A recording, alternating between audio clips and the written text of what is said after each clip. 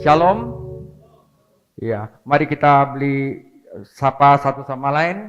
Yang penting senyum dan giginya kelihatan. Ya, haleluya.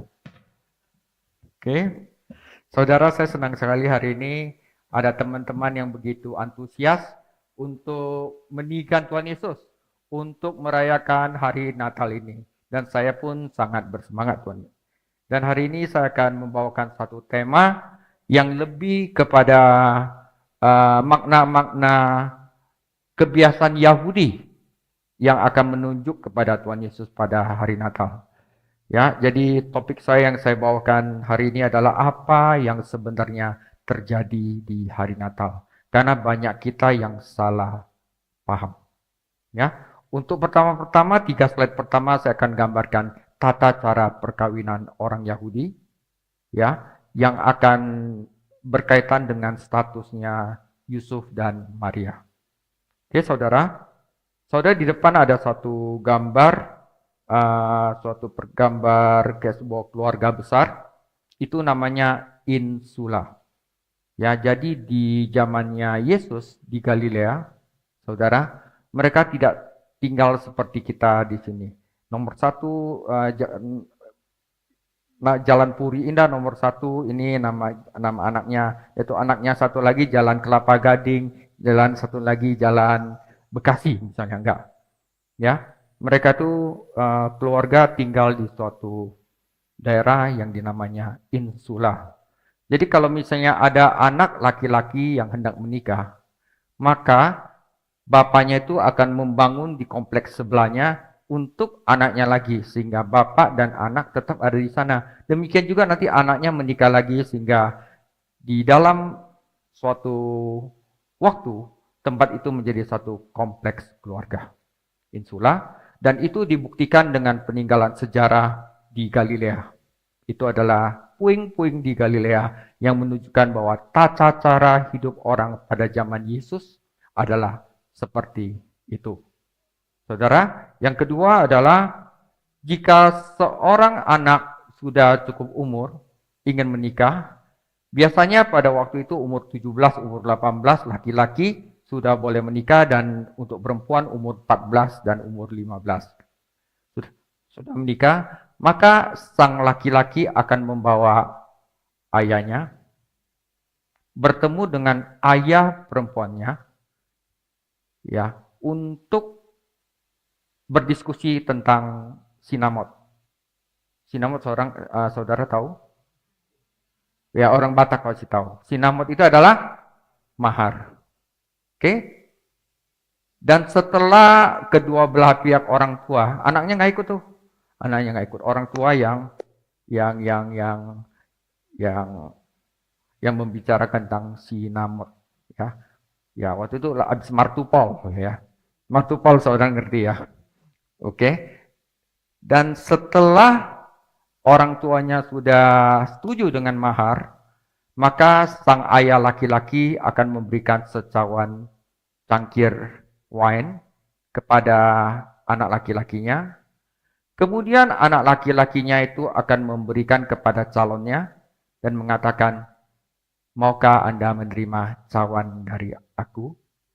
Itu artinya, aku mencintaimu.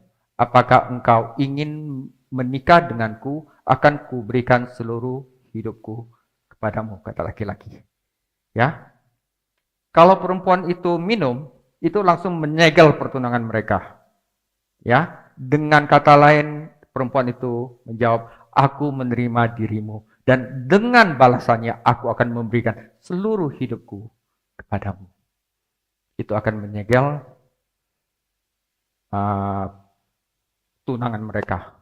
Ya, kalau di zaman Yesus tunangan itu sebenarnya udah sah menikah. Cuman si laki-laki itu belum siap untuk membawa sang calon mempelainya itu untuk tinggal bersama, untuk menikmati malam pertamanya. Kenapa? Karena dia akan berkata kepada sang calon istrinya, istriku, ya, tunggulah sebentar. Aku akan pulang ke rumah, ke insula bapakku, untuk menyediakan ruangan untuk kita tinggal bersama. Di mana nanti di mana aku berada, engkau pun berada. Ya. Jadi dia langsung pulang ke insula gambar nextnya dia akan pulang ke rumah insula bapaknya. Dia mulai bangun rumah di samping rumah bapaknya. Sampai dia selesai barusan dia menjemput tunangannya balik ke rumah bapaknya dan tinggal di dalam satu kompleks di mana bapak itu berada, anak pun berada. Nah, itu adalah gambaran dari apa yang Tuhan ingin lakukan kepada kita. Jadi saudara-saudara, jika Anda sedang mengambil perjamuan kudus, ya, minumlah, ini darahku yang tercurah bagimu. Artinya Tuhan Yesus telah memberikan jiwanya kepada kita. Sewaktu meminumnya, Anda terikat dengan kontrak Tuhan Yesus bahwa saya akan memberikan jiwaku sepenuhnya kepada Tuhan Yesus. Itu artinya saudara. Seperti pernikahan. Jadi katakan kepada kita, aku mencintaimu, maukah engkau menjadi satu denganku? Aku akan memberikan nyawaku, bukan nyawa, waktu itu ada memberikan hidupku. Dan Tuhan Yesus itu bukan hanya memberikan hidupnya, tapi memberikan nyawanya untuk kita, seorang mempelainya. Dan sebagai balasannya, kita akan memberikan seluruh hidup kita kepada Tuhan Yesus. Nah saudara, sewaktu Maria mendengar, dapat berita dari malaikat Tuhan bahwa dia sedang mengandung dari Roh Kudus, fase Maria sama Yusuf adalah sedang tunangan. Jadi Yusuf itu sedang mempersiapkan tempat di rumah bapaknya untuk menjemput Maria, ya. Tapi waktu itu dia tahu Maria sedang mengandung, ya, dan Maria bisa saja diceraikan karena tidak setia. Karena seseorang yang telah meminum cawan dan memberikan nyawa kepada calon pengantinnya, itu harus setia kepada calon pengantinnya sewaktu calon pengantinnya mempersiapkan rumah bagi dia. Oke? Nah, mengandung, dan tetapi malaikat datang kepada Yusuf. Jangan takut, sebab Maria, anak yang dikandungnya adalah berasal dari Roh Kudus. Dan Yusuf adalah seorang yang taat, seorang yang berintegritas. Dia tidak menceraikan. Langsung dia datang ke tempat Maria untuk mengambil dia menjadi istrinya. Jadi langsung sah. Itu karena apa? Perintah dari Tuhan. Nah, kita masuk ke topik kita. Lukas 2 ayat 1 sampai 20. Tapi sebelumnya saya akan mulai dari Lukas 2 ayat 1 sampai 7. Kita akan baca firman Tuhan. Pada waktu itu, Kaisar Agustus mengeluarkan suatu perintah menyuruh mendaftarkan semua orang di seluruh dunia. Inilah pendaftaran yang pertama kali diadakan sewaktu Kirenius menjadi wali negeri di Syria. Maka pergilah semua orang mendaftarkan diri masing-masing di kotanya sendiri. Demikian juga Yusuf pergi dari kota Nazaret di Galilea ke Yudea ke kota Daud. Kota Daud adalah bernama Bethlehem, karena ia berasal dari keluarga dan keturunan Daud, supaya didaftarkan bersama-sama dengan Maria, tunangannya yang sedang mengandung. Maka ketika mereka di situ, tibalah waktunya Maria untuk bersalin. Dan ia melahirkan seorang anak laki-laki, anaknya yang sulung, lalu dibungkusnya dengan lampin dan dibaringkannya di dalam palungan, karena tidak ada tempat bagi mereka di rumah penginapan. Saudara, waktu Maria dengar nggak ada di Galilea, dia senang sekali. Kenapa? Gosip sana sini. Ih, itu orang kok mengandungnya, padahal belum kawin sama si Yusuf. Sebenarnya udah menikah, tetapi belum dijemput seperti yang saya sebutkan pada cerita yang pertama. Itulah yang sebenarnya terjadi. Tapi karena keintegritasnya Yusuf, maka Maria pun diambilnya sebagai istrinya. Dia senang dia. Walaupun perjalanan dari Galilea ke Yudea itu naik keledai ya, itu mungkin perjalanannya bisa 3 hari ya. Apalagi dia dalam keadaan mengandung. Oke, kenapa harus ke Bethlehem? Karena Bethlehem adalah kota Daud dan Yusuf itu adalah keturunan dari Daud. Demikian pula Yesus adalah keturunan dari Daud. Maria pun adalah keturunan dari Daud. Ya, Yusuf dari jalurnya Salomo. Kalau misalnya Maria dari jalur keturunan Nathan. Ya. Nah, saudara di sini adalah Bethlehem, kota Daud, sebuah kota yang tidak terlalu besar. Mungkin Kelapa Gading lebih besar kali dari Bethlehem. Kira-kira lebih kecil dari Kelapa Gading. Ya, tidak besar. Ya, dan di sana Yusuf mempunyai sanak saudara. Saudara, apa sebenarnya yang terjadi di hari Natal? Ini yang sering disalahpahami oleh orang-orang. Sekarang saya akan memberikan 5 pertanyaan. Satu, next. Next lagi. Ya. Apakah Yesus lahir di rumah atau di kandang? Gak usah jawab dulu. Ya. Apakah Maria tiba-tiba melahirkan tak lama setelah tiba di Bethlehem? Apakah penginapan setempat menolak memberi tempat untuk seorang wanita yang darurat melahirkan? Apakah setiap rumah mengabaikan keadaan darurat? Ya, kita pikir pakai logika di sini.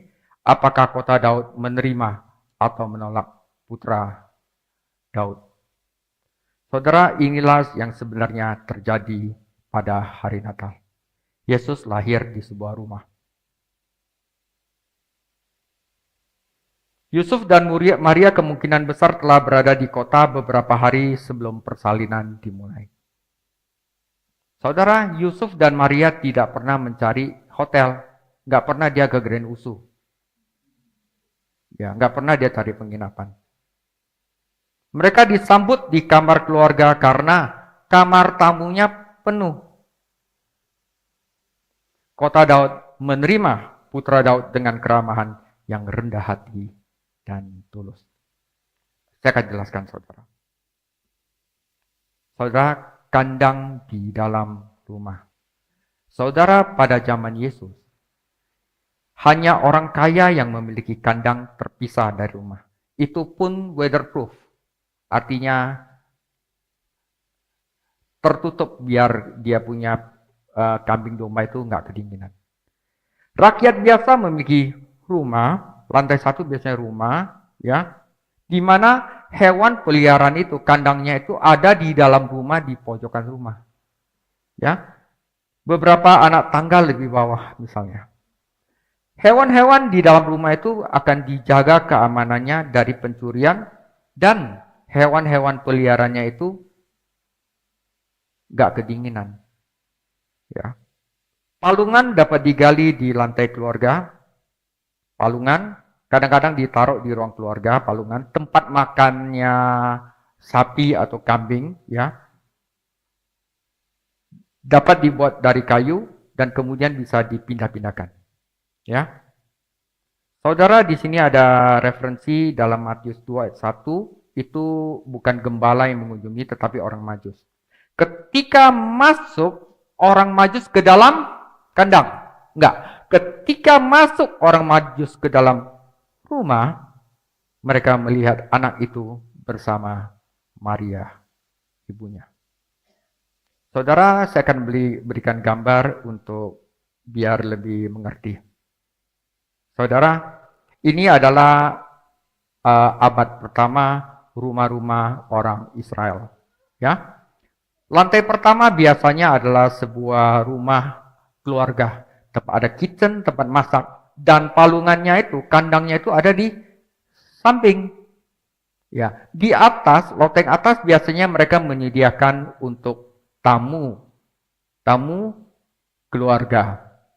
Oke? Untuk tamu keluarga. Seperti Pak Andreas punya rumah 2 tingkat. Rumah pertamanya dibuat ibadah, dibuat untuk rumah keluarga, tetapi menyediakan 1 kamar kosong di lantai atas. Jadi kalau saya datang, saya bisa nginep di ruang keluarga. Seperti itu Pak Andreas. Ya, Pak Kiki, ya. Jadi yang dikatakan di sini bahwa semua penginapan telah penuh, itu sebenarnya artinya semua ruang tamu sudah penuh. Bagaimana saya bisa membuktikan bahwa apa arti yang mereka bilang kamar penginapan telah penuh itu sebenarnya ada ruang tamu? Di sini dikatakan tidak ada tempat di kamar tamu, bukan tidak ada tempat di hotel, ya. Tidak ada tempat bagi mereka di kataluma, itu bahasa Yunaninya dari guest house, kamar tamu itu kataluma. Ya, jadi di Lukas 2 ayat 7 dikatakan tidak ada tempat lagi di rumah Pak Andreas, kamar tamunya sudah penuh karena David sudah nginep di situ. Ya. Saudara jelas sampai sini? Ya. Nah, kalau kata hotel atau kata penginapan yang ditransaksi dijual belikan seperti Grand Usu itu namanya bukan kataluma, tetapi pandoceon. Ya. Nah, waktu orang Samaria itu membawa orang yang sekarat ke penginapan, itu kata Yunaninya adalah pandoceon, itu adalah hotel. Oke? Nah, pada saat Tuhan Yesus ingin malam terakhirnya, dia suruh murid-muridnya katakan, kalau ada orang laki-laki membawa kendi, katakan kepadanya, di manakah engkau bisa mempersiapkan ruang untuk guruku mempersiapkan makan malam? Kata di sini adalah, katakanlah kepada tuan rumah itu, guru berkata kepadamu, di manakah kamar tamu atau kataluma, tempat aku dapat makan Paskah bersama murid-muridku, yang menunjukkan kepadanya sebuah ruang atas, ruang tamu yang belum disewa oleh David di rumah Pak Andreas untuk Tuhan Yesus makan malam.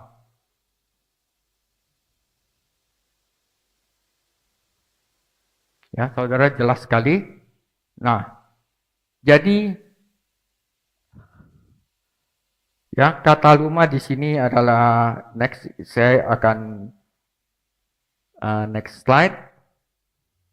Kata rumah di sini adalah guest house, ruang tamu. Seperti di rumah Pak Bobby ada ruang tamu mungkin untuk saya datang berkunjung. Diterima nggak Pak Bobby? Diterima. Kamena kalau saya datang ada ruang tamu, saya diterima nggak? Terima. Bukan hotel, kamar tamu. Kayak misalnya ada saudara bapak datang berkunjung, ada kamar tamu. Itu adalah kata rumah. Tapi waktu Maria datang bersama Yusuf, dia diterima di tempat keluarga, di dalam sebuah rumah, tetapi kamar tamunya sudah penuh. Akhirnya Maria tinggal bersama di ruang keluarga. Dan di dalam ruang keluarga, sampingnya adalah kandang domba, dan waktu dia melahirkan ada tempat palungan yang bersih, maka Yesus ditaruh di sana. Jadi ini membuat suatu perbedaan yang besar. Apakah putra Daud menerima Tuhan Yesus, putra Daud? Ya. Kota Daud, Bethlehem menerima putra Daud dengan ramah, sederhana, tapi tulus.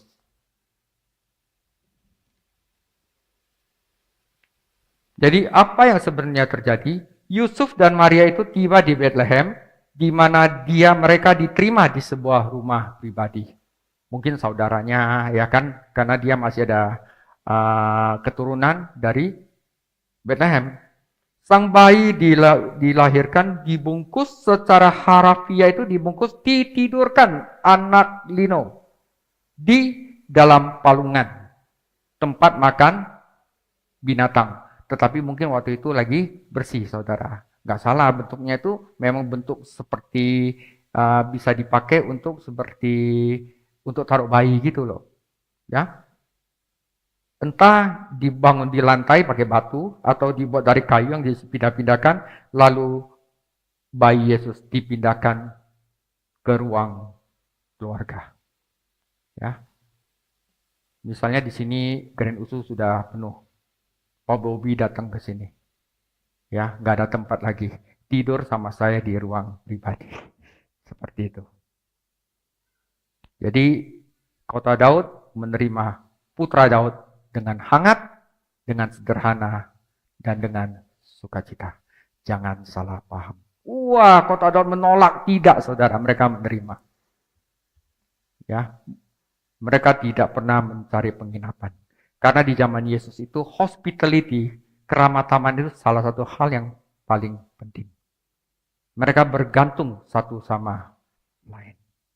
Jadi apakah kota Daud menerima putra Daud? Ya, jawabannya.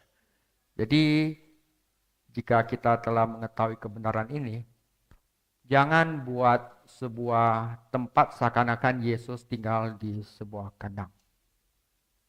Yesus lahir di rumah. Nggak mungkin seorang bayi bisa lahir dan Maria melahirkan di sebuah tempat yang sangat dingin sekali.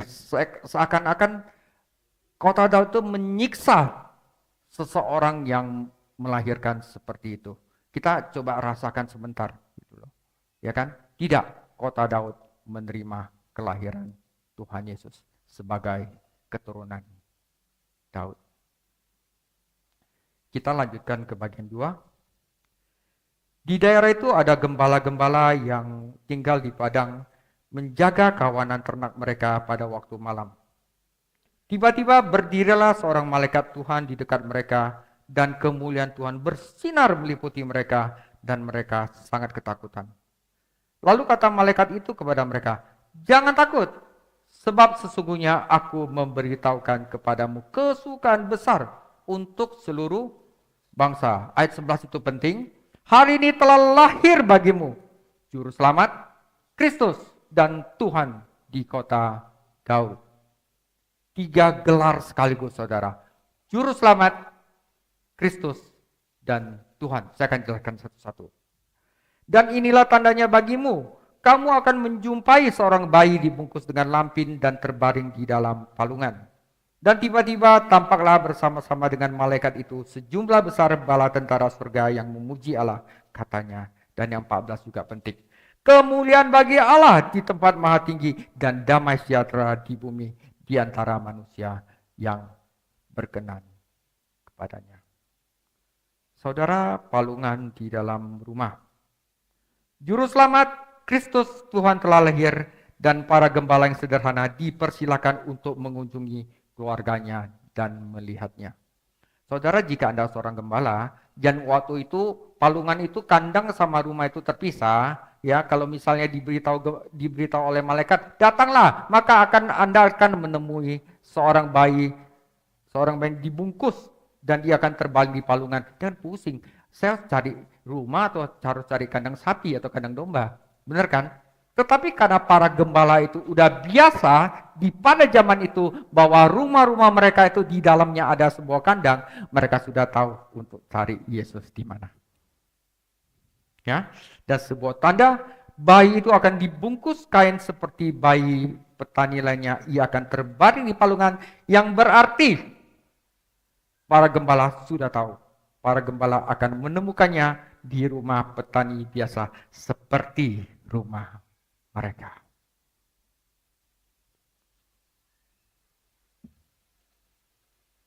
Ya, Yesus tidak menunjukkan bahwa dia ditolak, tetapi dia diterima. Tetapi bukan soal duit, bukan soal harta, bukan soal kemewahan. Dia diterima dengan tulus dan ramah di sebuah rumah sederhana di kota Daud. Saya juga gitu, saudara. Saya nggak penting kemewahan apa.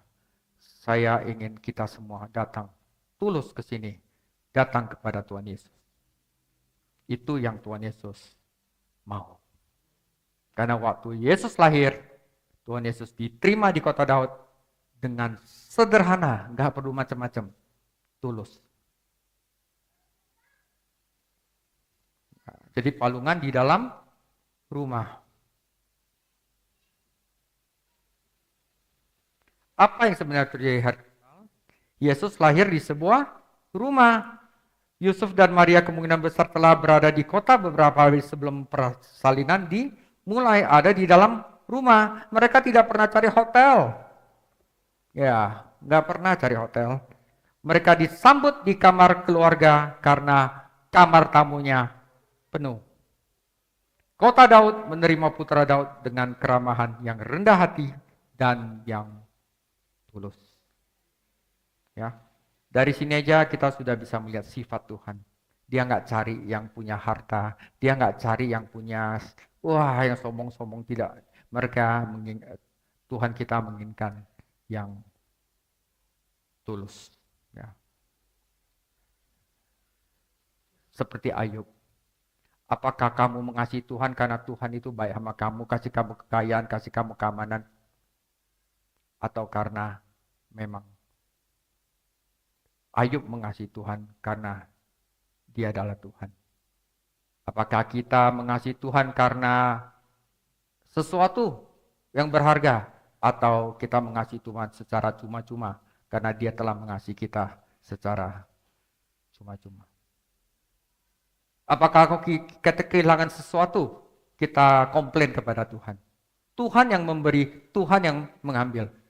Terpujilah nama Tuhan. Kalau misalnya kita kehilangan sesuatu, itu karena memang Dia sudah memberi dulu kepada kita, bukan kita kehilangan sesuatu. Tapi dengan Dia bisa mengambil, Dia juga bisa memberi. Itulah iman. Ya. Kita harus seperti Ayub ya. Tuhan yang memberi. Kadang-kadang ada sesuatu di dalam hidup kita diambil sama Tuhan. Tuhan yang mengambil, terpujilah nama Tuhan. Itu karena Dia ingin kita diproses. Itu segala sesuatu Dia lakukan untuk kebaikan kita. Dan kasihnya adalah kasih yang tulus. Kita lanjutkan baca ayat firman Tuhan Lukas 2 ayat 15 sampai 20. Ini yang terakhir. Setelah malaikat-malaikat itu meninggalkan mereka dan kembali ke surga, gembala-gembala itu berkata seorang kepada yang lain, "Marilah kita pergi ke Bethlehem untuk melihat apa yang terjadi di sana, seperti yang diberitahukan Tuhan kepada kita." Lalu mereka cepat-cepat berangkat dan menjumpai Maria dan Yusuf dan bayi itu yang sedang berbaling di dalam palungan, di dalam rumah ya. Dan ketika mereka melihatnya, mereka memberitahukan apa yang dikatakan kepada mereka tentang anak itu. Ya, Yusuf itu belum tahu, Maria yang sudah tahu, anak yang dikandung daripadamu adalah berasal dari Roh Kudus. Ya, dan semua orang mendengarnya heran tentang apa yang dikatakan gembala-gembala itu kepada mereka. Tetapi Maria menyimpan segala perkara itu di dalam hatinya dan merenungkannya. Maka kembalilah gembala-gembala itu sambil memuji dan memuliakan Allah karena segala sesuatu yang mereka dengar dan mereka lihat, semuanya sesuai dengan apa yang telah dikatakan kepada mereka. Saudara, apa sebenarnya yang terjadi di hari Natal? Lukas 2 ayat 10 sampai 11. Kata malaikat itu kepada mereka, "Jangan takut, sebab sesungguhnya aku memberitakan kepadamu kesukaan besar untuk seluruh bangsa. Hari ini telah lahir bagimu Juru Selamat, Kristus, Tuhan di kota Daud." Saudara, Tuhan lahir hari ini sebagai Juru Selamat. Saudara, jika masalah di dunia ini adalah masalah ekonomi, maka Tuhan akan mengirimkan ahli ekonomi. Jika Tuhan masalah di dalam negara ini adalah masalah politik, maka Tuhan akan mengirimkan pemimpin yang handal. Jika masalah di dalam negara ini adalah masalah mungkin mental ya, orang-orang sudah agak situ, maka dia akan mengirimkan seorang psikolog. Jika masalah di negara ini adalah masalah tentang tata cara hidup yang berantakan, maka dia akan kirimkan seorang filsuf. Tetapi pada hari Natal ini, Tuhan mengirimkan seorang juru selamat. Kenapa? Karena kita ada masalah untuk diselamatkan. Tuhan mengirimkan juru selamat karena kita perlu diselamatkan. Tanpa kecuali, siapa yang perlu diselamatkan oleh Tuhan Yesus? Amin. Oleh sebab itu, pada hari Natal, Tuhan mengirimkan juru selamat. Dia tahu masalah terbesar dari manusia adalah perlu untuk diselamatkan.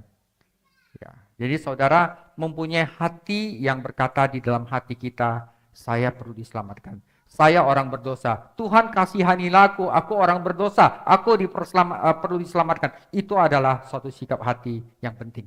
Karena Tuhan tidak menyembuhkan orang sehat, tapi menyembuhkan orang yang sakit. Kita perlu tahu bahwa kita adalah orang sakit yang perlu untuk diselamatkan. Itu sebabnya hari ini telah lahir Juru Selamat. Yesus adalah Juru Selamat, Kristus Tuhan. Natal adalah kabar baik karena kelahiran Juru Selamat. Saudara, dunia membutuhkan keselamatan, bukan sekedar solusi manusiawi. Bukan sekedar solusi manusiawi. Jika kita ada masalah manusiawi, datang kepada Tuhan Yesus. Dia adalah Juru Selamat dan engkau pasti akan dipulihkan. Maka Tuhan mengutus Yesus sebagai Juru Selamat, bukan sebagai ahli ekonomi, bukan sebagai psikiater, bukan sebagai filsuf, tetapi sebagai Juru Selamat. Kenapa? Karena Yesus menyelamatkan kita dari murka Allah, belenggu iblis, kehancuran diri sendiri, dan itulah sukacita Natal. Yuk kita berbahagia. Karena Tuhan Yesus telah mengirimkan Juru Selamat kepada kita, kita ada harapan apapun, terlepas apapun yang Anda alami. Oke? Yang kedua adalah Kristus. Yesus Kristus. Kristus itu bukan marga, bukan silalahi, bukan hasugian, bukan siregar, bukan si guguk, bukan David Chang, bukan Chang. Ya. Kristus itu bukan marga. Seperti saya David Chang. Berarti Chang adalah marga saya. David adalah saya. Yesus Kristus bukan Yesus nama pertama, Kristus itu marganya. Salah total. Bahkan Kristus itu adalah sebuah gelar.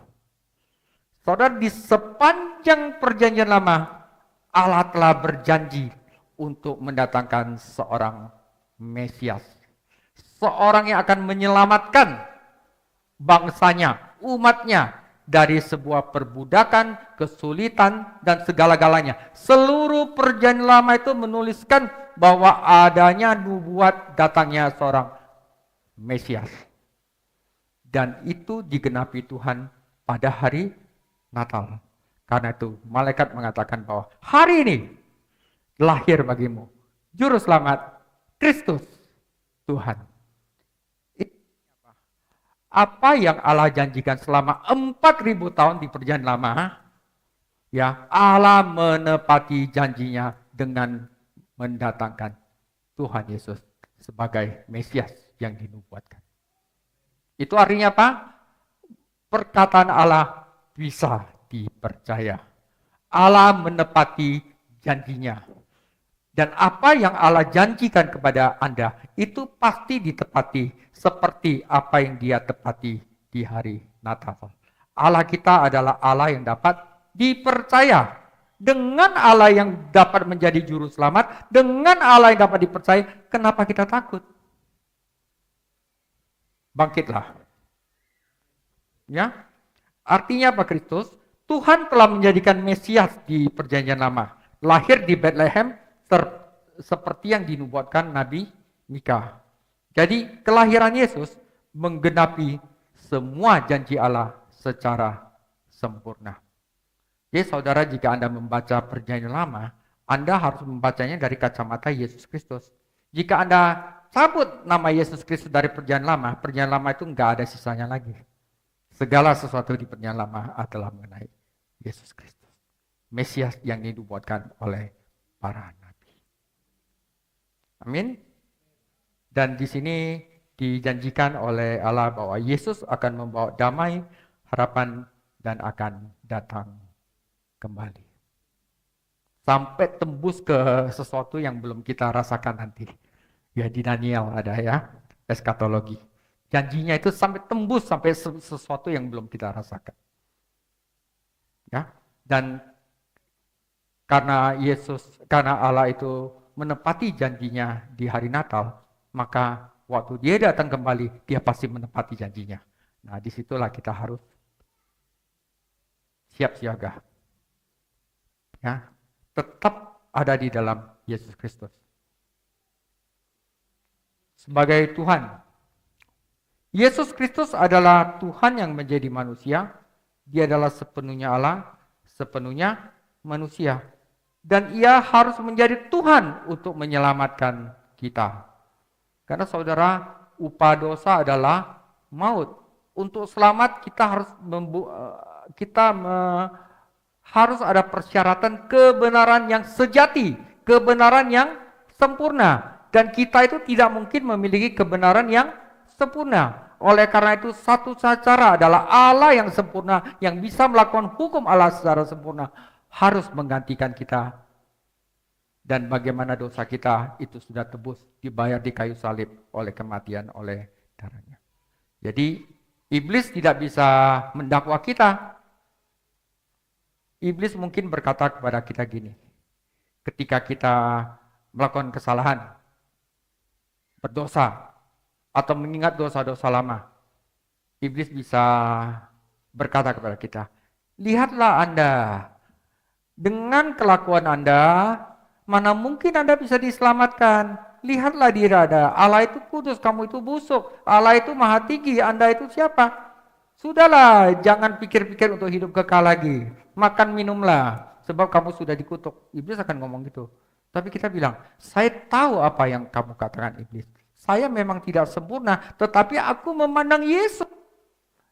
Aku melihat Yesus di mana Allah mengimputasikan kebenaran Yesus ke dalam diri saya. Yesus adalah baju jiraku. Setan, kamu memang bisa melihat lubang-lubang kesalahanku. Tetapi lihatlah lubang kebenaran Kristus. Engkau tidak akan mencari sedikit pun lubang kebenaran di dalam Kristus Yesus yang maha mulia. Aman kita. Karena bukan karena kita yang bisa berbuat baik, tapi kebenaran Yesus yang diimputasikan kepada kita. Untuk itulah dia datang. Oke? Dia harus menjadi Tuhan untuk menyelamatkan kita. Karena tidak ada bisa lagi sempurna. Untuk masuk surga kita harus sempurna. Ya, dan hanya Allah melihat kesempurnaan Yesus. David itu banyak dosa. Tetapi karena saya percaya kepada Yesus, Yesus tinggal di dalam saya. Ya, waktu Yesus menawarkan cawan kepada saya, David, saya memberikan diri saya untukmu. Kamu mau terima enggak? Saya terima. Tuhan Yesus, saya juga memberikan diriku kepadamu. Saya dan Yesus menjadi satu. Seperti suami dan istri menjadi satu. Kristus dan mempelainya menjadi satu.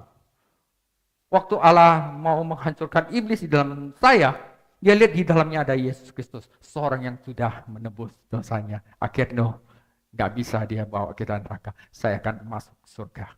Bukan karena saya, tetapi karena Tuhan Yesus. Itulah sebabnya. Percayalah kepada Tuhan Yesus. Maka segalanya itu akan beres.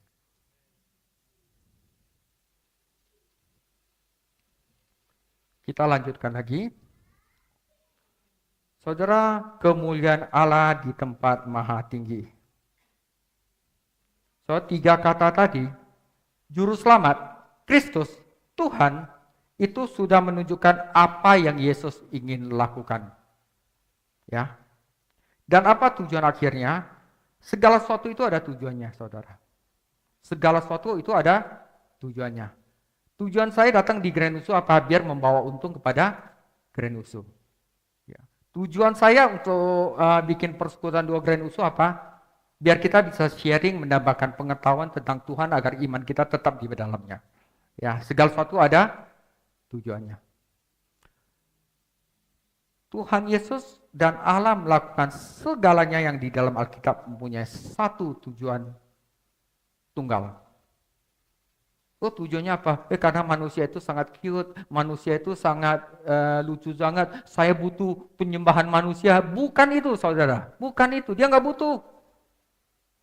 Ya, salah satu tujuan Tuhan menciptakan burung, gagak, domba, serigala, menciptakan apa? Menciptakan langit, bumi, awan, gunung yang begitu cantik, ya, menciptakan gereja, ya, membebaskan umatnya dari dosa, mengirimkan Yesus datang untuk menebus kita. Waktu di bangsa Israel bagaimana dia membawa umatnya keluar dari Mesir. Kenapa dia melakukan itu? Hanya ada satu tujuan Tuhan, untuk menyatakan kemuliaannya. Jadi apapun yang kita berbuat saudara, apapun yang kita berbuat, perbuatlah untuk meninggikan dan memuliakan nama Tuhan Yesus. Anda khotbah di sini, jangan tinggikan diri sendiri, tinggikan Tuhan Yesus. Anda nyanyi di sini, jangan tinggikan diri sendiri, tinggikan Tuhan Yesus. Apapun yang Anda perbuat, semuanya hanya ada satu tujuan, kemuliaan bagi Dia di tempat yang maha tinggi.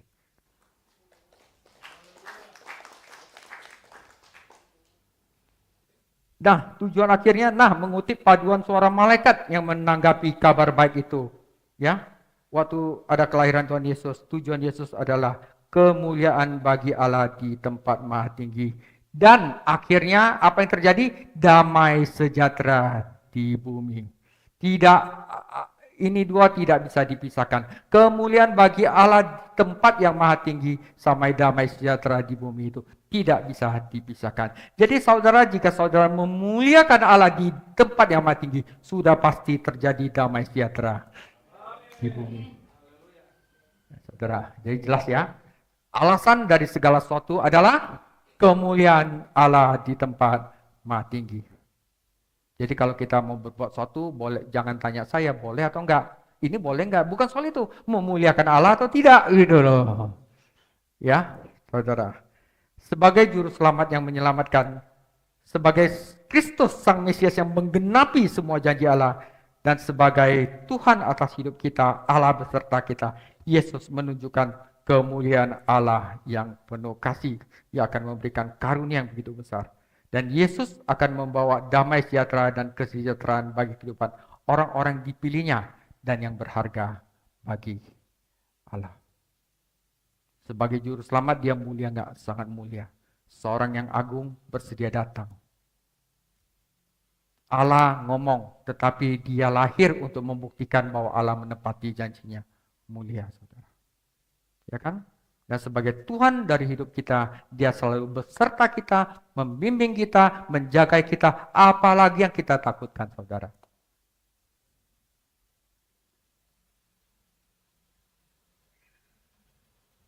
Sewaktu malaikat mengatakan kemuliaan bagi Allah di tempat maha tinggi, mereka tidak hanya mengeluarkan suara-suara merdu. Mereka memuji dan memuja Allah yang agung dan kekal, yang memuliakan dirinya dalam segala hal yang kita lakukan. Sepertinya Tuhan Yesus itu narsis ya, pengennya dia dimuliakan. Tetapi memang dia paling mulia, udah nggak ada lagi gitu loh. Dia tidak ngomong kosong gitu. Dan kemuliaan dia, waktu dia memuliakan diri, sebenarnya baik buat kita. Kenapa? Dia tidak pernah mengingkari janjinya. Dia akan menggenapi janjinya. Dia akan menyelamatkan dia. Dia akan mengasihi. Itu adalah semua karakter-karakter dari kemuliaannya. Kalau dia nggak mulia, dia bisa aja janji sama Pak Andreas mau diselamatkan, terakhir dibentakan. Tapi dia tidak begitu. Sekali dia janji, itu pasti terjadi. Sebab itu, kenapa kita takut? Berpeganglah erat pada Tuhan Yesus. Nah, oleh sebab itu, saudara, motif utama dalam setiap tindakan Allah adalah untuk menunjukkan kemegahan, kebijaksanaan, kuasa, kekudusan, keadilan, kasih, belas kasihannya, dan menyatakan kemuliaannya. Dan kita sama sekali tidak memahami Natal, dan kita tidak memahami apapun yang Allah lakukan, sampai kita menyadari bahwa salah satu tujuan yang paling mendasar dan tujuan utama dari segala sesuatu yang Allah lakukan adalah untuk kemuliaannya dan mengagungkan namanya yang kudus. Jadi jangan ada teologi. Ya Tuhan butuh kita. Tuhan gak butuh dia. Dia menyelamatkan kita karena dia mulia. Karena dia tidak bisa untuk udah ngomong ini, ngomong yang lain. Ya. Dan itu baik untuk kita, saudara. Saudara, kemuliaan dan damai sejahtera berjalan beriringan. Ketika kemuliaan Allah bersinar di atas kita di dalam Kristus dan kita percaya serta menyembahnya saja, jangan mendua hati, menyembah dia saja, percaya kepadanya saja, karena dia adalah juru selamat, karena dia adalah Kristus, karena ada Tuhan, kita akan masuk dalam kedamaian dan keutuhan yang sempurna. Nggak ada galau-galau lagi. Nggak ada yang namanya drama-drama lagi. Nggak ada yang namanya pura-pura lagi. Nggak ada yang namanya overthinking lagi. Semuanya jelas, semuanya damai di sini. Dan pada gilirannya, dengan kita merasakan kedamaian yang luar biasa di dalam hati kita, maka kemuliaan Allah akan bersinar lebih terang lagi. Ya, Allah itu paling dimuliakan di dalam kita ketika kita dapat menikmati Dia sepenuhnya. Sorry, ini agak jorok, tapi bukan jorok, saudara ya. Suami paling dimuliakan sewaktu istri dapat menikmati suaminya itu sepenuhnya.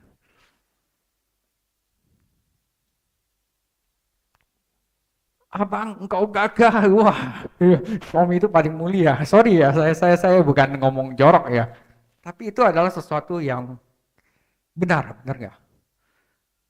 Coba kalau abang loyo, gitu kan nggak mulia gitu ya. Tapi kalau wah gitu, ya. Para istri, ingat, suami itu paling dimuliakan pada saat Anda menikmati dia sepenuhnya.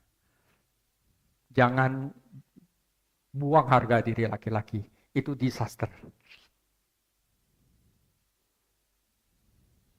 Ketika kita merasakan apa yang dia lakukan bagi kita sebagai juru selamat, Mesias dan Tuhan, ketika kita mengalami pengampunan, kedamaian dan kepenuhan hidup Allah di dalam Yesus, maka hati dan suara kita memuji Allah dan memantulkan kembali kemuliaan kepadanya.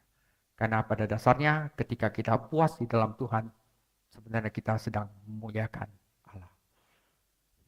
Tuhan itu paling suka kalau Tuhan nggak ada yang lain, saya cuma engkau aja saya sudah puas Tuhan. Tuhan jangan lepaskan aku, hanya engkau gunung batuku, hanya engkau perisaiku. Wah, dia paling suka kayak gitu.